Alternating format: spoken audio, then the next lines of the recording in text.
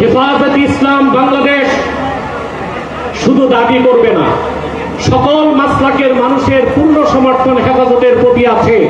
কারণ হেফাজত হচ্ছে বাংলাদেশে সর্ববৃহৎ ইসলামী অরাজনৈতিক সংগঠন।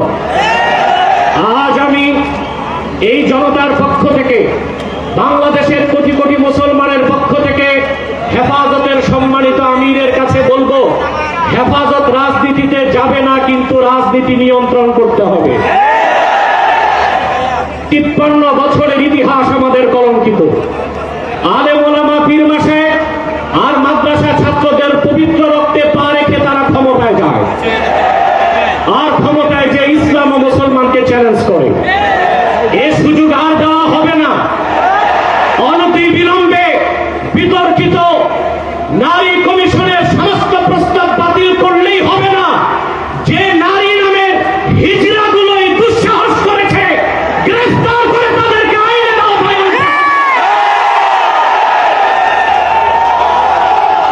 আরেকটি বিষয় হচ্ছে, ডক্টর ইউনূসকে বক্তব্য পরিষ্কার করতে হবে।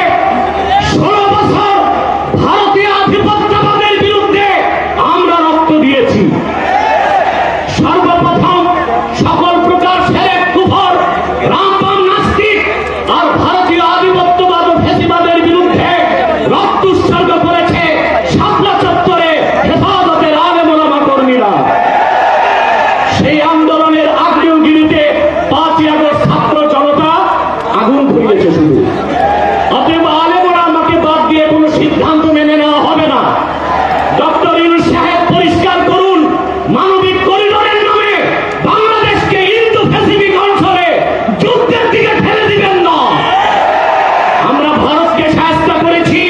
যদি আটলান্টিকের উপর থেকে কেউ আগ্রাসন করতে আসে, বাংলাদেশের প্রত্যেকটি মাদ্রাসায় একটা ক্যান্টনমেন্ট হবে। সেনাবাহিনীর সাথে কাঁধে কাঁধ মিলিয়ে মাদ্রাসার ছাত্ররা দেশ রক্ষায় মাঠে নামবে। আগ্রাসী শক্তিকে বলে দিচ্ছি, আমার দেশের সবুজ লাল পতাকার দিকে যে চোখ তুলবে তার চোখ উপড়ে দেওয়া হবে।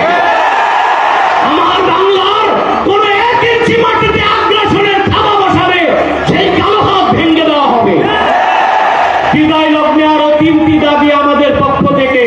ব্লাসফেমি আইন করতে হবে, freedom of expression, freedom of speech. বা স্বাধীনতার নামে ইসলাম বিরোধিতা যেই করবে তাকে আইনের আওতায় আনতে হবে। আমার দেশে অসংখ্য আলেম ওলামা, নিরীহ মানুষকে জঙ্গি তকমা দিয়ে কারাগারে রাখা হয়েছে। যদি বাবর সাহেব মুক্তি পায়, তাহলে যে সমস্ত আলেম ওলামা জঙ্গির মামলায় ভিতরে, তারা কেউ মুক্তি পাবে না। তাদের মুক্তির আগে সংস্কার না, নির্বাচন হতে দেওয়া হবে না বাংলাদেশে। আমার 7ম দাবি, হেফাজতের পক্ষেই বাংলাদেশের সমস্ত মাসলাককে এক প্ল্যাটফর্মে আনা সম্ভব একটি দাবি আদায়ের লক্ষ্যে। সেটা হচ্ছে বাংলাদেশে কাদিয়ানীদেরকে অবশ্যই অমুসলিম ঘোষণা করতে হবে। হেফাজত যদি ডাক দেয়, তাহরিকে